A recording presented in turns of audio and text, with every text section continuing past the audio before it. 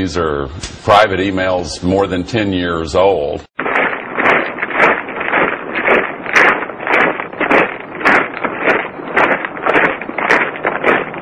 In 1926, Hitler finds the man to organize the party fight in Berlin and supervise the party propaganda. Goebbels. A groundbreaking climate change summit underway in Copenhagen, Denmark. President Obama is going to be there next week. That's right. And in preparation, he spoke with former Vice President Al Gore, who's been sounding the alarm about global warming for decades. And this morning, the former Vice President and Nobel Peace Prize winner joins us for an exclusive interview. He's also the author of Our Choice. It's a new book, a plan to solve the climate crisis. The political battle is now conducted with all means. Fights at meetings and in the streets occur daily. Many of you are familiar with Americans for Prosperity. We're a grassroots organization. We do events like this across the world, across the country, really. Sorry, we didn't have And Americans for Prosperity! Americans for clean energy! Americans for Prosperity! this is exactly what Americans for Prosperity! Americans for clean energy! We are sick of revolution! This is the energy revolution! We are sick of revolution! This is the energy revolution! Und in euren jungen Gehirn brennt derselbe Geist, der uns beherrscht.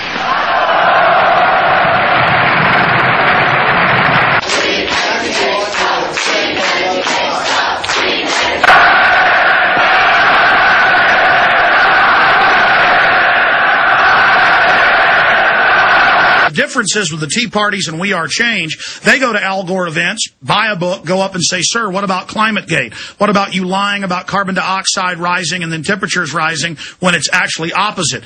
Sir, what about you making all this money off of this? And then they get drug out. At this event in Copenhagen, Lord Christopher Monckton, one of the chief people exposing the man-made climate fraud, had one of their little events. This is David having an event against Goliath. Groups funded by George Soros. We have an article about this at prisonplanet.com. Brown Shirt Youth Corps invade Monckton's speech.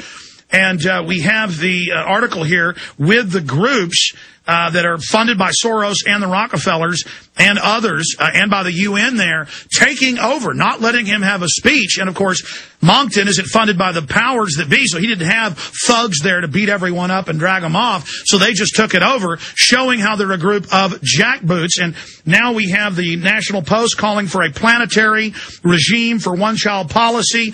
They admit cutting off the food will reduce population. That is the goal. So hence, these are Nazis. Joining us is Lord Christopher Monckton. Thank you for coming on today, sir. We were having a meeting with Americans for Prosperity. I'd been asked to come and give a speech about what was in the Copenhagen Agreement. It's no longer a treaty now. They've downgraded it to an agreement because they know they can't get a treaty through the Senate. That's become very clear. So the whole thing is being driven by your Constitution, which still has enough force in it to stop them getting away with everything thereafter. But anyway, I was briefing them on how this was going to be pushed through by Obama. He was going to sign it in Copenhagen. He was then going to put it before both houses of Congress, try and get it through by a simple majority. He might even fail that now.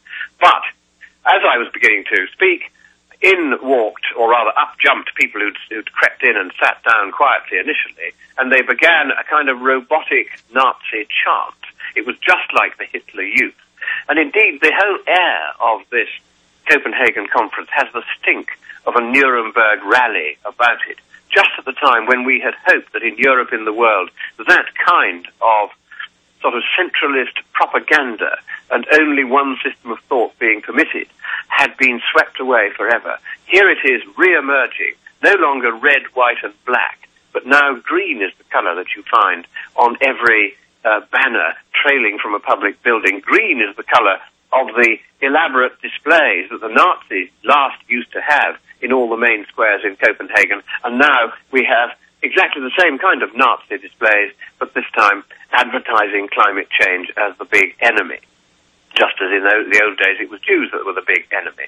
Well, frankly, this has begun to upset many people. We had a German person who was in our meeting. He was almost in tears by the end.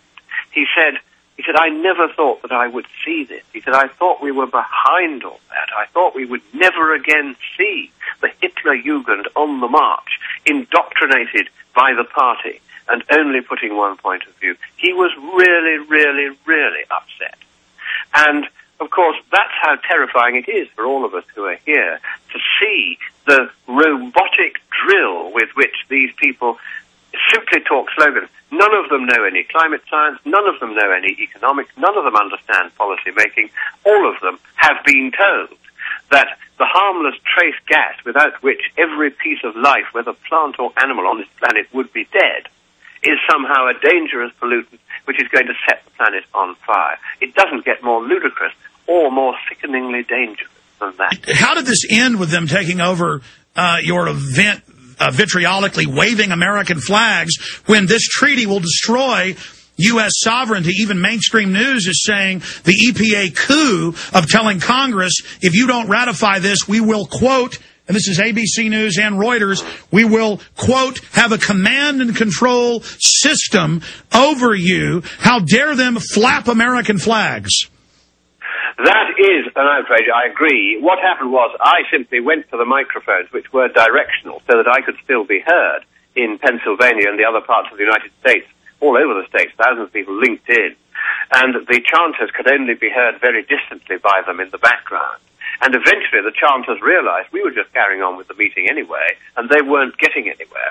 So in dribs and drabs they filed out and rapidly disappeared, no doubt to report on what they thought was their triumph. But I saw them again this morning at their stand inside the conference center in the area where people could set up stands to say whatever they want to say. And they came rushing up to me and they said, how dare you call us Hitler Youth? Because German television had been there. They had interviewed me and I had said, almost with tears in my eyes, these people have behaved like the Hitler Youth. How dare you call us Hitler Youth, they said. One of them said, I'm a Jew. How dare you call me Hitler Youth? I said, if you ever again come in chanting moronic, robotic slogans and interrupt the right of free speech of others who happen to differ with you on a matter of public policy, then I will once again call you Hitler Youth, for that is what you are. Never has such behavior been seen in Copenhagen since Hitler was in control of it. And if you behave in that way, I will call it like I see it. But aren't they Hitler Youth, sir, because these policies will result in mass starvation and death, and have already resulted in that? That is the truth of the matter. I think it's probably fair to say, of course it's very difficult to measure this, it's probably fair to say that more people have been killed by the green movement with this climate scam and the biofuels taking land out of agricultural production, doubling the price of food, pricing food out of the poor people's pockets. They simply can't afford to buy the food. They're living on mud pies made with real mud in Haiti, for heaven's sake. And even they can't now afford the mud pies either, because they've doubled in price, thanks to the biofuel scare. And so, yes, we are now probably seeing more deaths arising from the behavior of the Hitler Youth and, more sinisterly, the people who are behind them and paying for them and indoctrinating them. Those are the ones we really need to track down and root out and shove in jail for the rest of their nasty little lives.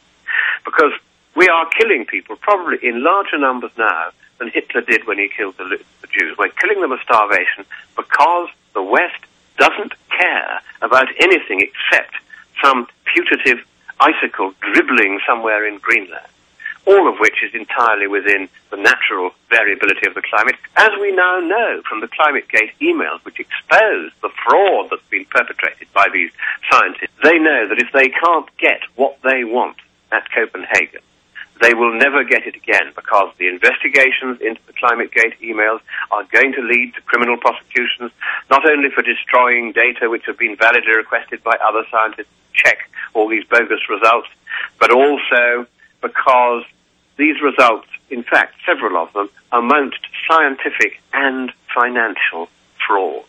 And I've had two professors on to me, one from America, one from Canada, just in the last few days, saying they want me to put them in touch with the right policeman in the United Kingdom. And in fact, he's a police superintendent in East Anglia Constabulary, so that they can report how they were maneuvered, manipulated, had their papers tampered with, delayed publication, prevented publication so they couldn't put alternative views. They had papers that should have been in the IPCC's reports suppressed so they weren't considered. All of these games were going on, and all of these in furtherance of what is now quite clearly the largest and worst financial fraud the world has ever seen.